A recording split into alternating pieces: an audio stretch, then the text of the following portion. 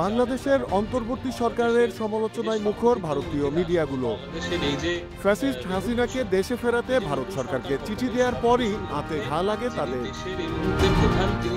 আওয়ামী লীগের পাচার করা অর্থে পরিচালিত সংবাদ মাধ্যম রিপাবলিক বাংলা তাদের অনির্বাণের অগ্নিবাণ নামক আলোচনা অনুষ্ঠানে অন্তর্বর্তী সরকারের কর্মকাণ্ডকে নিয়ে প্রশ্ন তোলে। এই হাসিনাকে ফেরত চেয়ে পরপর চিঠি লেখা, এটা কি বাচ্চাদের হাত পা ছোড়া নাকি সত্যি তিনি জানেন না কোনটা? আগস্টের রাজনৈতিক পট পরিবর্তনের পর ভারতে পালিয়ে যাওয়া সাবেক প্রধানমন্ত্রী শেখ হাসিনার বিরুদ্ধে গণহত্যা, গুম, খুন, দুর্নীতি, অর্থ পাচার সহ নানা অভিযোগে প্রায় ৩ শতাধিক মামলা হয়।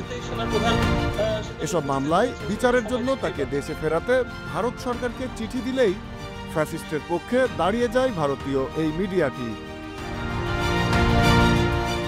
অন্যদিকে অন্তর্বর্তী সরকারকে ঘায়েল করতে নিজেদের সকল চেষ্টায় ব্যর্থ হয়ে এবার আমেরিকা ইস্যুতে ফেনা তোলার চেষ্টা করছে এই সংবাদ মাধ্যমটি।